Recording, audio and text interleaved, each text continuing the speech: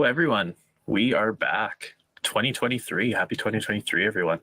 Canadian Bowler. I'm Mike Patulli, joined here today by my glorious co-host, Daryl Fitzgerald. How you doing, Daryl? I'm good, Mike. Glad to be back. It's been weird being away for a little while, but nice break over the holidays, I got to admit. Yeah, the two of us were messaging each other. I think kind of our normal 2-week interval for doing a show, and it just felt weird that we didn't have anything to plan, but it's nice to have a little bit of time off and sort of enjoy time with family and not have to worry about preparing for a show or doing anything like that. So yeah, so I guess before we really jump into it, we do have a fair bit of info to actually cover today. Just the normal reminder to like, comment, subscribe if you are here.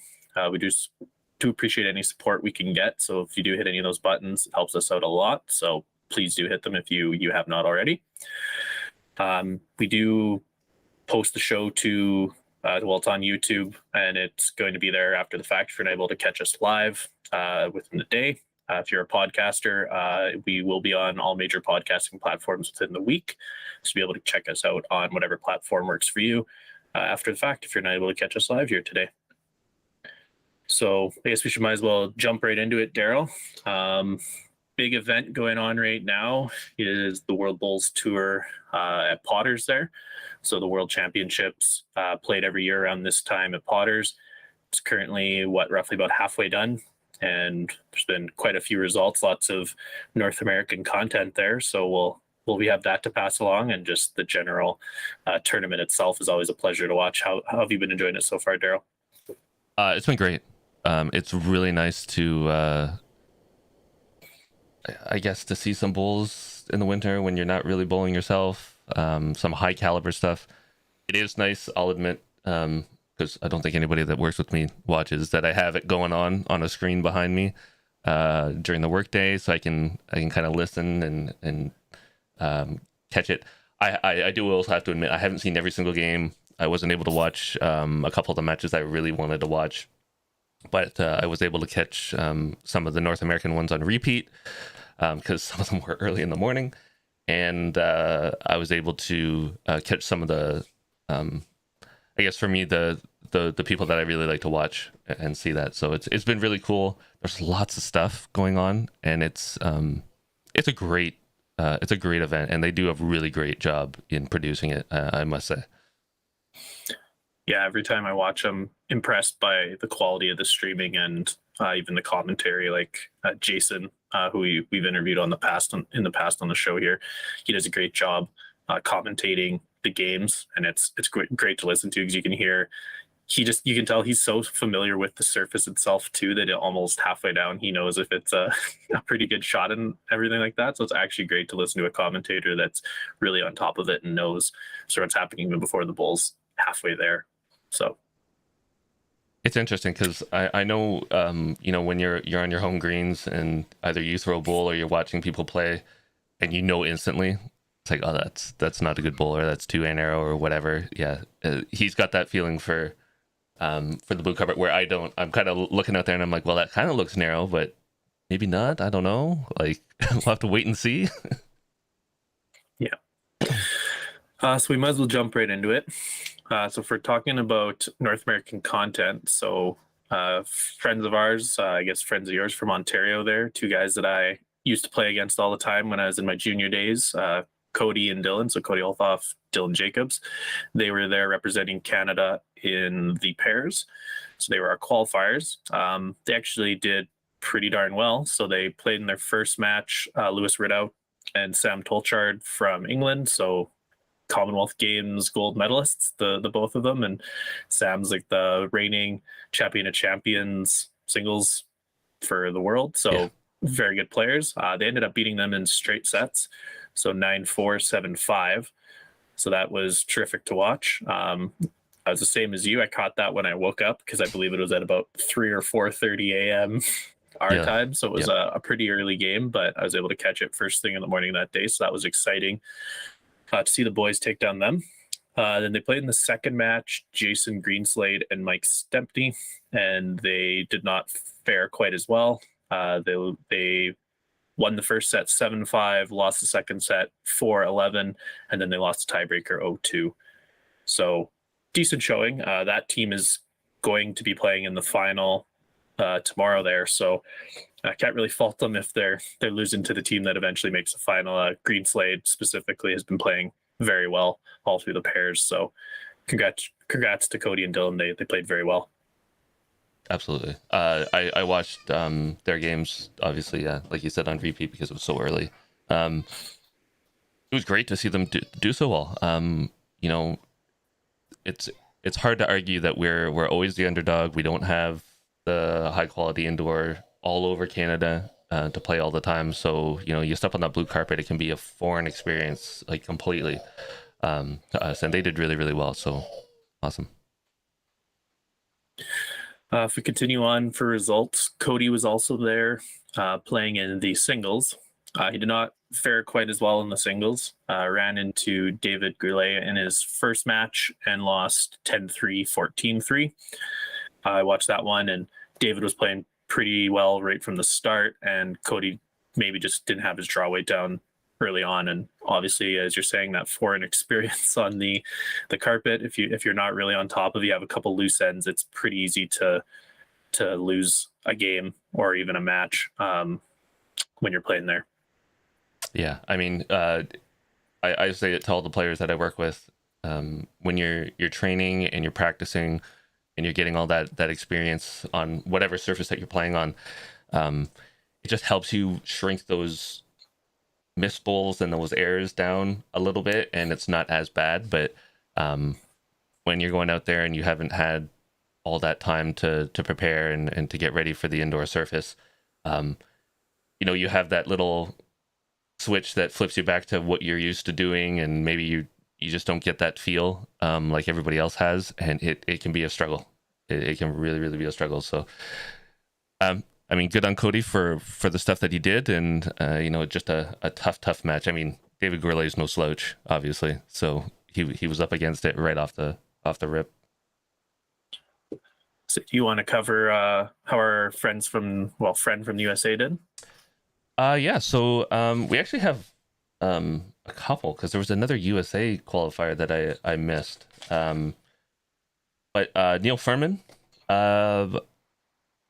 well-known bowler from the USA, well-known in the PBA circles as well. The World Bowls Tour, he's been over there quite a number of times to represent the USA.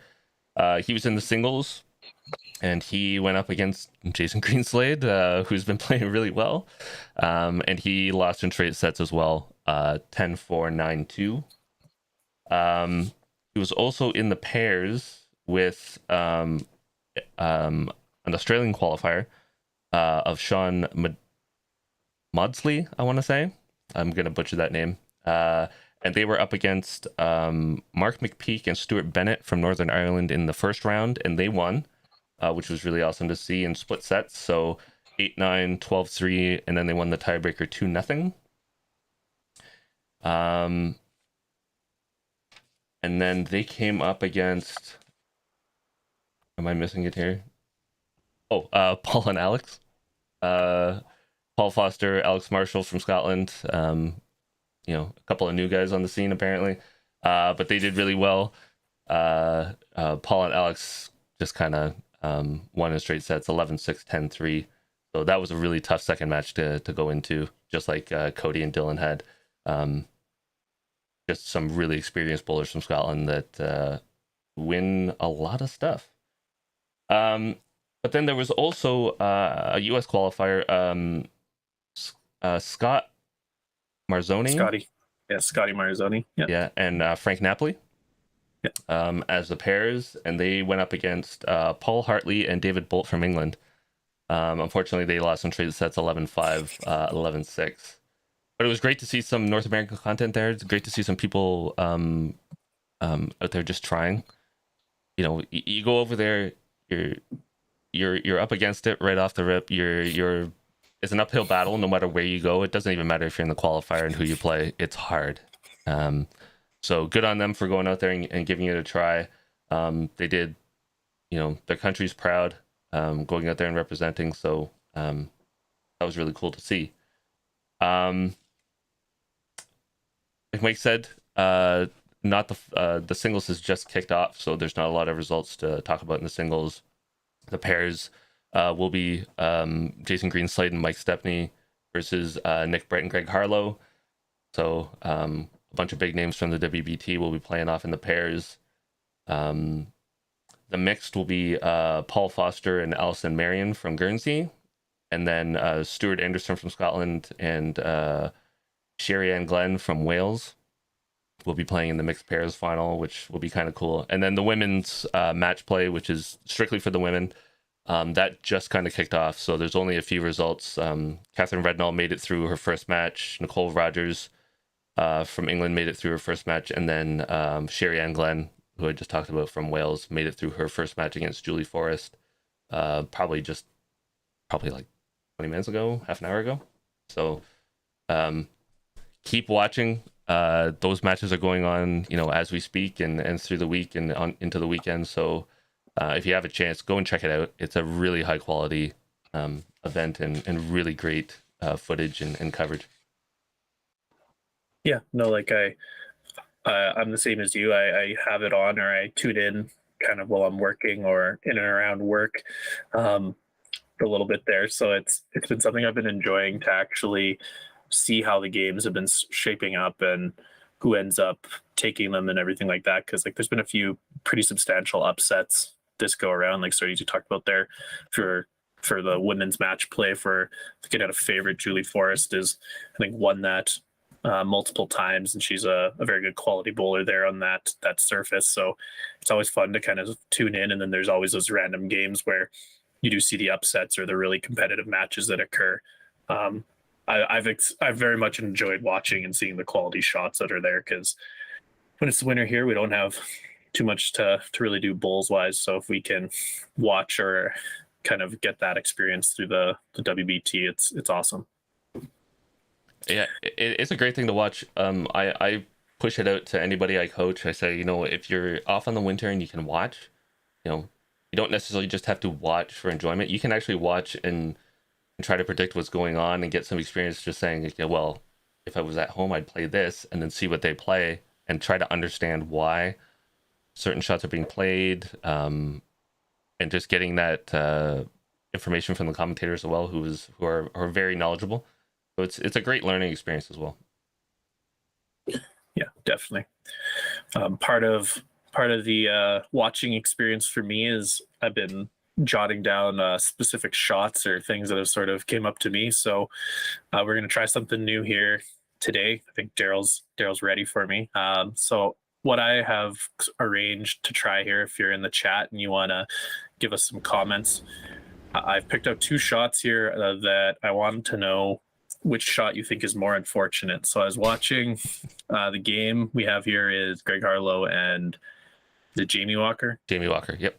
Yeah, so they were playing, and each player makes a very good shot, but gets very unfortunate. So anyone in the chat, I would love to see any comments you have. We're going to play the two shots back to back there, give a little bit of our commentary as well. But I want to see what sort of your thoughts are, if who got more unfortunate with the shots that they made. So let her rip, Daryl.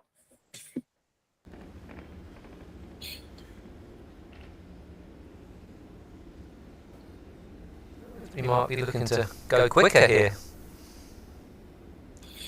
Right on there. Look, part of the foot has to be on or above. Yep, let's let go, so that's acceptable. You got the jack. It's not far off. Oh, dearie me. That was dreadfully unlucky. So we got Greg throwing a drive, and obviously, as you see, pretty good drive, gets it clean, back, hits his bull, and then kills out the side. So bull I guess that jack misses his bull, goes to the ditch. He's probably sitting two. We're gonna two there. Yeah. So if you just look here, if you look at the angle that the bull is going, it looks like it's going to either just nick that back bull or go past it. And the unfortunate part is the jack actually displaces that bull into a perfect takeout situation, which is unfortunate. You can see it here. It just moves that bull over into a takeout. Like, yeah, good shot, so a terrible result. So if I don't know if the video you have here shows what happened on the respot, but after the respot, he's down 2, up in the head there. So he takes his bull out, which would have cut it down, and on the respot, he's down 2. So perfect shot, essentially exactly what he was trying, and then just very unfortunate. Second shot here. Obviously, you can see here that Jamie Walker in green is up 2, maybe 3 on a measure. And Greg Harlow is just in and around.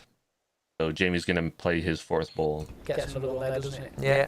I mean, you can still draw the shot down the forehand if you want, almost hide around the red bowl, but it's whether you want to leave the other 2 options to Greg.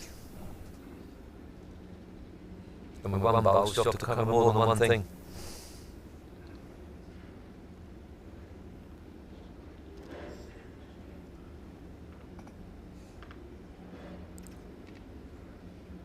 Interesting, because he keeps changing his mind. Yeah, looked like he was going to come on his forehand, and now he's switched to a backhand.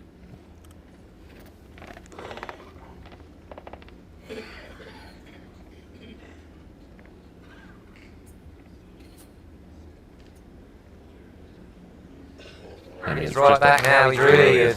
Draw. Oh, he doesn't want to fall on it. Oh my goodness.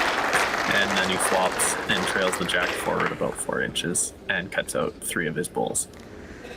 Wow. Definitely one. So would love to hear from anyone else who they think is the more unfortunate there. Both were literally essentially the perfect shot and ended up getting very unfortunate.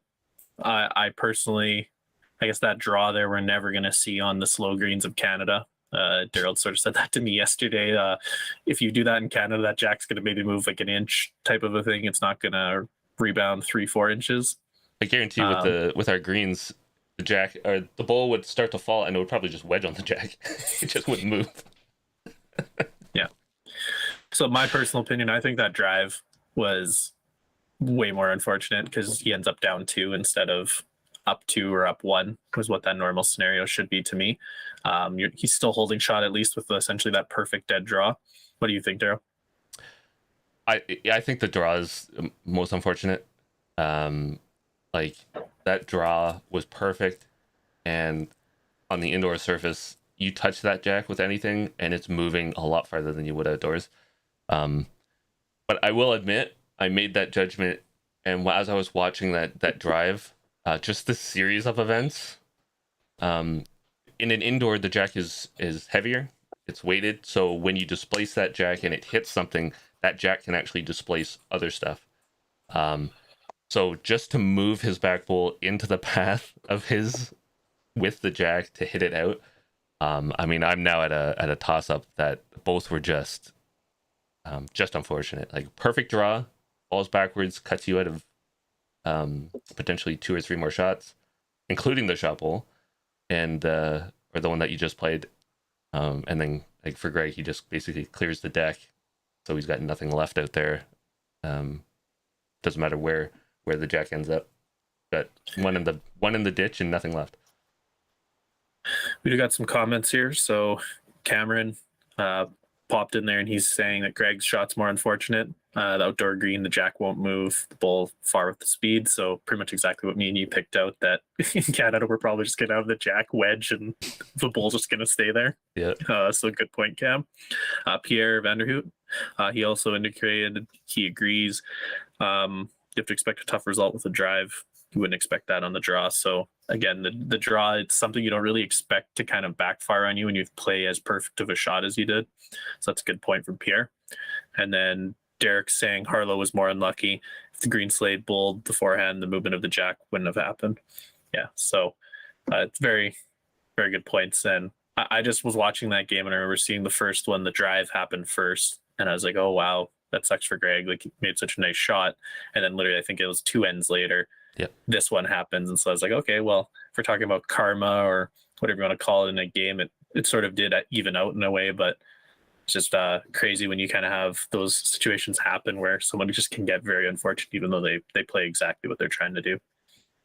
Yeah, I mean, the word unlucky gets thrown around a lot in bowls and in sports sometimes when it doesn't deserve it. Like, you made a terrible shot and they say unlucky. It's like, well, it was a terrible shot. But in cases like these where you actually make a really good shot, a calculated decision, and just the series of events that happen because you were just maybe a little too heavy or just like that jack onto the bowl, onto the perfect takeout position. That's unlucky. That's just really awful. You wouldn't expect that. You're hoping for a clean drive into the ditch, and then you're laughing. I guess I've never really asked you about this, but it's always, you kind of touched on it there with luck being a big part of bowls. What would you say is sort of the percentage of that luck controls in the game? So skill obviously is a huge skill, technique, everything like that obviously has a huge thing to play into how a bowls game will end and how it'll play out. How much do you think luck has to factor in kind of in a typical match? Obviously there's some games where a person just can do nothing wrong and they just keep getting the right rubs, everything like that. But what sort of if you were to put a number on it, what sort of a factor would you say that luck comes into factor? Yeah, it depends on how you define luck. Like, is it, you throw your bowl and a gust of wind comes up and moves it and actually fixes your line? It's really lucky. Or it throws you off your line? That's really unlucky. Things like that. Happenstance where stuff happens, wind, environment, just the way things kind of shape out. I would say it's 20%, but if you're really thinking about it, I never think about luck when I'm playing. I either make the shot or I don't. I was either on the point or I'm not. Like, if it holds out on a green because there's a run, if I wasn't aware of the run or something like that, it's not luck. It's the green condition, and you could say I was unlucky to hit that run or not to know it's there, but it's there. And if I had played it earlier or done something or watched maybe a little bit more, I would have known it was there. So I always find it hard to talk about luck, especially in myself. Like, I was unlucky or I was lucky. It's like, well, no, I either made the shot or I didn't. I either executed what I wanted or I didn't. Sometimes the results don't, you hit the perfect shot and you don't get the results. I mean, a lot of people say you're unlucky if you hit your shot and you don't get the result, but it really depends on how you want to define that, I guess. Yeah, I just have never asked you about it. I figured it'd be a fun one to pick your brain about on air. We also got Derek in the chat again. So Green Slade, that's Jamie Walker in the video, not Green Slade. But obviously undecided on what shot to play. Would have Coach Daryl interrupted him and gave him advice at what he was doing, even though there's a shot clock.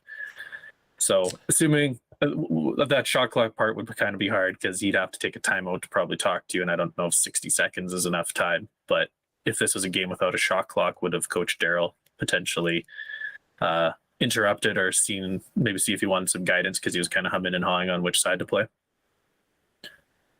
In that situation, I don't think so. It's either a draw on one hand or the other, and it's which one he felt comfortable with. And I assume that I can't recollect every single bowl that happened in that end, but I'm thinking that it was just the same draw that he was making, and he just made another one. So, I mean, I wouldn't fault him for that. If it's a critical point in the match and you see your player kind of step off and they're hesitating, that's definitely an area where you would hope that the coach would intervene if there is a coach, and there's obviously no serious time restrictions and all that kind of stuff to say, I'll say, like, hey Cam, come off and give me a second to chat this through and let me know what you're thinking, kind of thing. I'll tell you, as a coach on the sideline, the toughest thing is to know when and when not to interrupt or to get involved with your player. If you get involved all the time, you're probably interrupting their rhythm, you're throwing them off, and you're making them second guess everything. If you don't interrupt enough, sometimes your player is just making really poor decisions, and you need to start saying, like, hey, have you noticed that this side is garbage and this side is good? Or have you noticed what your opposition is doing versus you and why they're winning? It's a balancing act on when to do it. And I'm sure Derek knows full well that, you make a good interruption and it's really, really great. You make a really bad interruption and you cost them a shot, it can be really bad. So as a coach, that's one of the big things, is knowing when and when not to interrupt. But in that case, I wouldn't. It's a draw either side. Whatever you feel comfortable, go ahead. He just made 3 good ones, so why am I going to try to interrupt him on the next? But if it's a critical shot and there's been a whole bunch of stuff going on, I'd probably jump in and say, hey, let's have a chat. Oh, well, long-winded explanation. Yeah, no, well, we're hopefully you guys enjoyed that sort of segment there. I've been watching a fair bit and figured it would be fun to bring in some of the shots and get a bit of a discussion going. So thanks for jumping in on the chat. Probably expect more of these. Maybe next show, I'm going to say, if I'm going to continue watching, we're probably going to have some more shots available and maybe some more dialogue during our next show. So hopefully you enjoyed it, because expect more of it going forward. If you are at all interested in watching WBT, as we were saying, it does run to the 22nd, so next weekend there. Their website has the full schedule of all the events, everything. We did kind of highlight tomorrow would be the finals for the pairs. So that's Green Slade and Stepney versus Nikki Brett and Greg Harlow. And then I'm not sure if the mixed pairs finals tomorrow as well. But it's the next day. So they're all coming up over the next few days, but definitely check the schedule out, because we do have sort of the business end of the singles, ladies and men's, coming up over the next few days. So you'll be able to see some really good matches if you do tune in. Yeah, singles are awesome to watch. I mean, the pairs are tough when it's so few bowls and on the slick surface, but the singles, some really high caliber players just going head to head. So it's definitely something to watch. So I guess we can move on. One more thing: don't fall for the scam links. I can't say it enough. They're all over the place. They're being posted in lawn bowls groups, like official, hey, come and see the thing. It's free on YouTube and Facebook under World Bowls. Go and find, or World Bowls Tour. Go and find it. Don't fall for the scam links. Yes, no, those scam links are terrible. They're absolutely everywhere on Facebook and anything right now. So please ignore them. Go to YouTube or Facebook. They directly post it themselves. So it's pretty straightforward to find it, honestly. Okay, well, we'll move on. We got some other stuff to cover. Some other news, I guess, that we wanted to pass along your way. So do you want to go to the World Bowls logo? Yeah, sure. We'll throw that up here. World Bowls has unveiled their new logo, going away with the sort of the blue and white with a little globe kind of thing, which was, I'll be honest, was dated. It didn't look very modern. Definitely a new modern logo here with color and some words. I'm going to throw this to Mike to say what his thoughts were, because he knows full well what my thoughts are. So Mike, what do you think? I don't like the logo. I honestly don't find it appealing at all. I can't tell if that's a lawn bowl or if it's a cookie jar, or I think you're the one who told me it was a rugby ball. So it looks like, my first thought was it looks like a rugby ball. So yeah, like I kind of understand the colors, like the infusing of the colors, and I kind of read their press release that it's the blue sky and the green grass, and kind of so like the imagery parts of it I appreciate. I'm not a fan of the logo, however, because I just can't. From certain angles, it looks like a bowl to me, but at certain parts it doesn't. And the fact that it's essentially half a jack as well, I struggle with it. But I know something me and you've talked about in the past. A lot of the social media and sort of the images for World Bowls has been lacking, honestly, for probably about the last decade or so. The website isn't the best. A lot of their social media, they don't post very much social media stuff, and it's hard to kind of follow anything World Bowls related. Yeah. So it's actually good that they're kind of taking that step, because you pointed it out to me that they actually do have some more social media posts going out, sort of like a newsletter, everything like that. So they are taking positive steps in the right direction. Although I don't like the logo, it's still a good positive step that they're actually trying to move things forward and sort of improve things. I'm sure they went through focus groups and doing some other stuff before they actually came up with the logo. So it's weird. Like I say, it's personal taste. We don't necessarily like the logo. People may not like our logo either. So I mean, it's three of our faces, and we're not the. Well, I mean, I'm good looking, but I don't know about the rest of you two.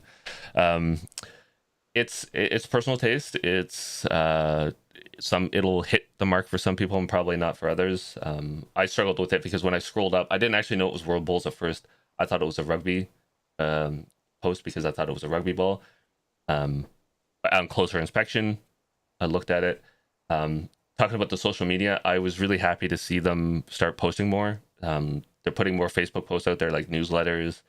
I'm hoping that they just keep with that rebranding stuff and start going down the line and doing more Twitter stuff, because I did notice their new logo is up on their Twitter, even though their Twitter doesn't have a lot of stuff on it, and that they just keep pumping stuff out, that they talk about events, whether it's anything bowls related, talk about milestones, talk about cool stuff that they're coming out with, and that they just keep pushing that envelope. Because to be honest, I mean, up to this point, I haven't looked to World Bowls other than the fact that they run the major events and are part of it. I don't get my news there. I don't get my information. I don't go there actively looking for stuff. I mean, their website is, to be fair, terrible, and it's really hard to find stuff that you want to find. So I just hope that they just keep with this and snowball it into making World Bowls an actual place that I want to go and find stuff, because I think it's important. Yeah, no, you're 100%. Like, if you're looking at almost any other major sport out there, you want the website of that sport governing body, whatever it is, to be sort of a hub or a place that you go for either news or information. And I really think World Bowls is definitely missing that boat at this point. Definitely with the steps they've taken, I think it's a good direction that they hopefully are going to become that hub. Maybe make it a little easier to either link to different websites or find that info you are looking for. I am optimistic, so let's hope that it does continue to improve, and sort of, you're saying, these newsletters, everything, keep working on them and developing them and just making them better down the line. Yeah, I mean, I think we both agree that it's great to see positive steps like change at the World Bowls level. I know everything's moved down to Australia, and they're probably in a huge transition from the UK to them, and I know they made a couple hires. I can't remember the name, but it was I think it was a Malta representative that was hired as their social media person. So really good there. Adding a few more bodies to the World Bowls level, and especially in that marketing and social media and everything. I think that's really good signs that stuff is going to be coming down the pipe very soon. And I know Neil Dalrymple, who was the head of Bowls Australia for a long time, he's now the World Bowls head honcho. So I'm sure he's pushing to move things along like he did when he was with Australia. So it's I'm sure this is just the tip of the iceberg, and there's lots more to come. Definitely. So we also had Andy Caldwell in the chat there. One thing he pointed out, so it could be a bowl touching the jack and also the world and all the colors in the sky. So I guess that bowl could be lightly described as a globe, theoretically. Like, true. Yeah, for me, it's just a little too generic. Right? I see a lot of sports that have kind of gone that weird kind of abstract, whatever you want to call it, route with the logos, and I just don't feel it being the greatest. Again, you kind of touched on it too. Our logo, if you're going to pick things apart, like, I don't have a gigantic beard anymore, and so it's any logos to each in your own. You can sort of like things about it, dislike things about it. So things change over time, but good they at least, I guess, committed to something different. The old logo wasn't the greatest either, so I'm keeping this because eventually this gray is just going to spread everywhere. So at least I'll look a little young on this. It's proof that you were once a young man. Yeah, exactly.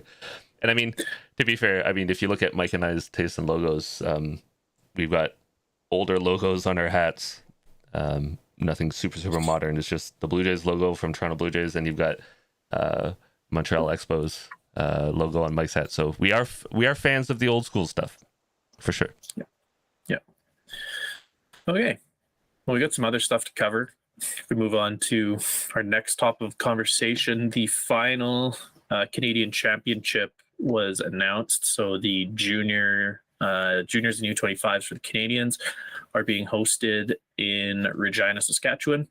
So my home club is hosting the juniors. So that's pretty fantastic. Never happened in my whole entire junior career when I would have got to play at home.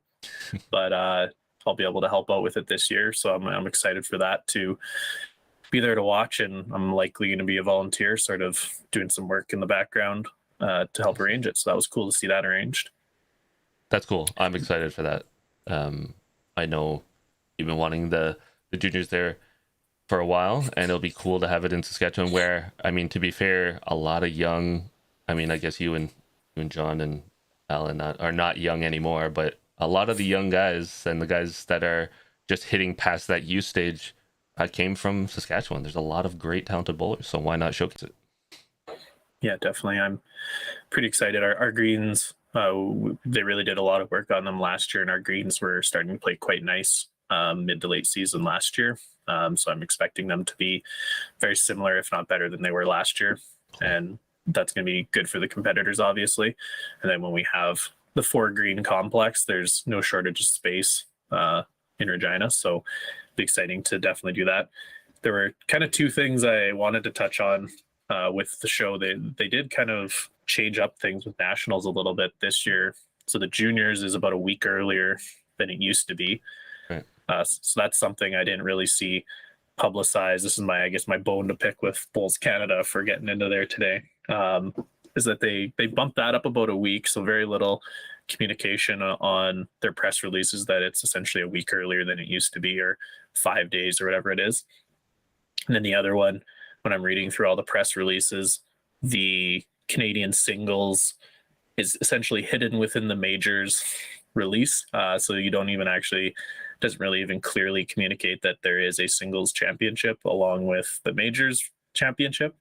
And then they've also moved the singles to before the Interesting. the majors. So that was an interesting change up that I figured there might have been some sort of information given about, but kind of just slid in there essentially. So what do you think about those changes? Do you think running, for me, I'm not a huge fan of running the singles first, but what would you think about running the singles before the majors? See, I actually like that. And the reason, there's a main reason why I like it, and it's not necessarily competitor based or whatever, but when you're done with the pairs and fours that we've had the last few years, I'll say the majority of people leave. When they're eliminated, they leave. When the finals are down, people start to dwindle down.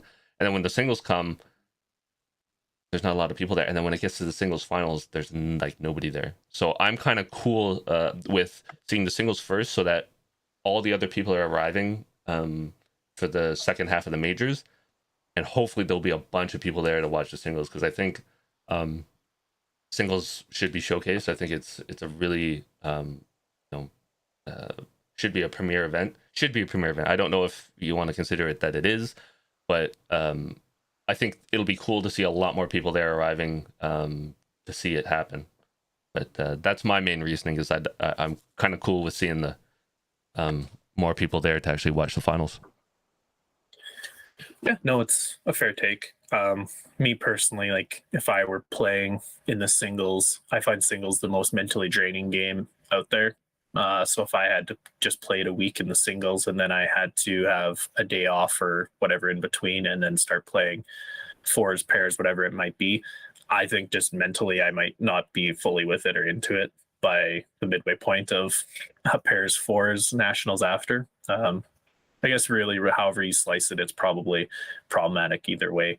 Just it's a fairly significant change up in my mind to switch around that order, where you're kind of having, like, I guess the larger crew of people come in after the fact. Probably going to get them to watch the singles championship game, which would be kind of cool, because there'll be a bit of probably a large crowd there of just people waiting to start their majors after the fact, and they'll definitely watch the final if they are there for the game. Gary Tolan in the chat say majors change was a demand from Wanda Fuka, as they were the only club that applied. So that's fair. I mean, if they said, hey, can we have the singles instead up front? It's a fair request. I mean, I don't think it's a huge logistic issue, other than you have one group coming first and the next group coming second. So fair comments. But yeah, I actually I think I caught wind that something like that might happen, but I don't remember confirmation on that. So that's interesting that it happened, and it'll be interesting to see how that plays out, and how all the players kind of kind of filter out from the singles into other disciplines if they're playing both. That is. Yeah, definitely. No, it'll be an interesting year. Bit of a change up. See sort of how that format pays out for them. I'm kind of cool with the youth being ahead as well. I mean, we have so much stuff all compressed into one, and unfortunately we have a short season. But getting some things a little earlier and a little later, and spacing things out a little bit, I think is ideal. But I don't know how much of that can actually happen.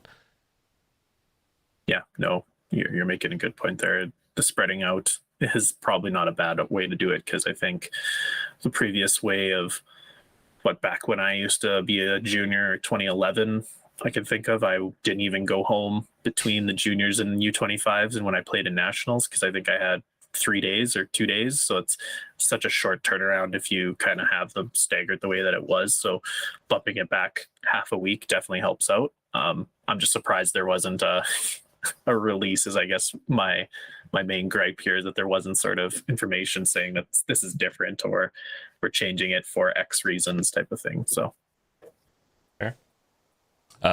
Derek Dillon, perhaps Mike could coach the Sask youth at his home club to advance his coaching career.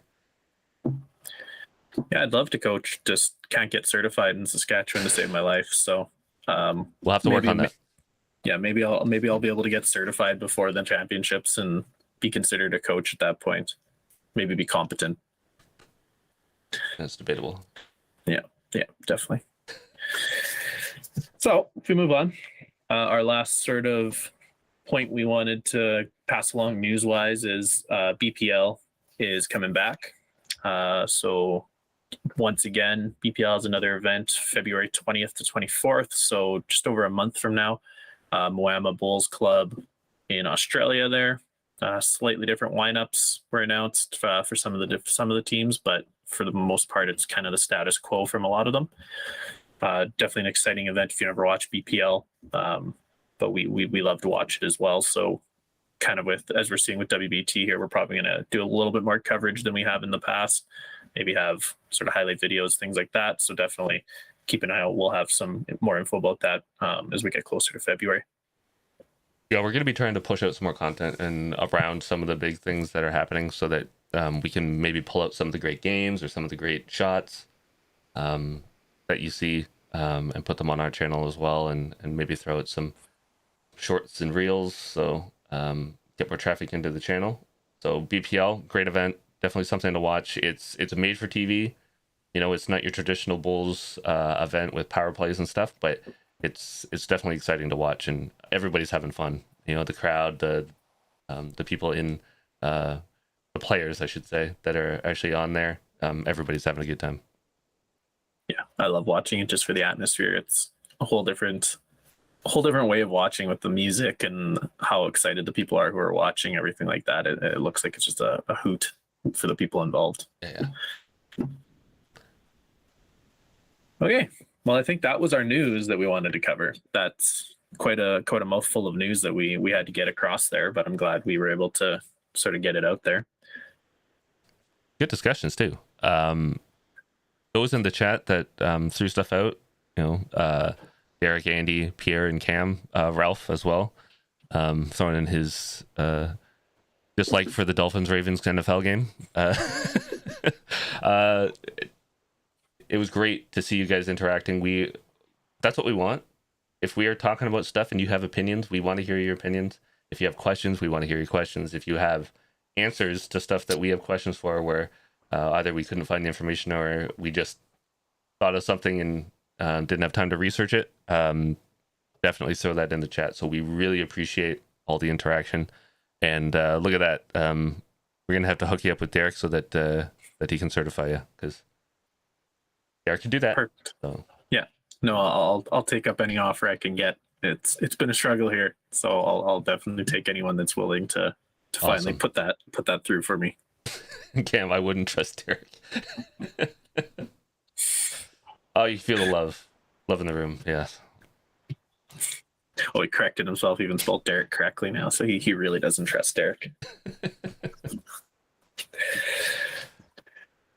All right. So I guess the last part we wanted to cover just before we get off the air here today was it is a new year.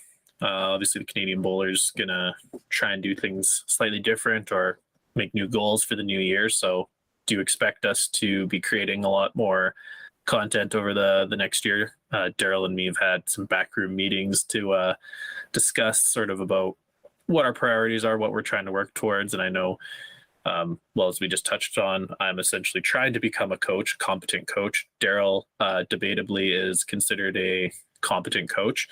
So we're going to try and offer a little bit more on the coaching side from the Canadian bowler, whether that's videos about drills, sort of ways to set them up, things you can do for sort of practicing to improve certain aspects of your game. We're definitely going to be having some videos about that type of stuff. What else do you got on the docket there, Daryl? I'm going to stop stealing your thunder. On the coaching side specifically, there'll definitely be some, I'll say, less action fun oriented videos. There'll be some that I'm going to do on like the pathway to get coach and certified, like Mike is trying to do right now.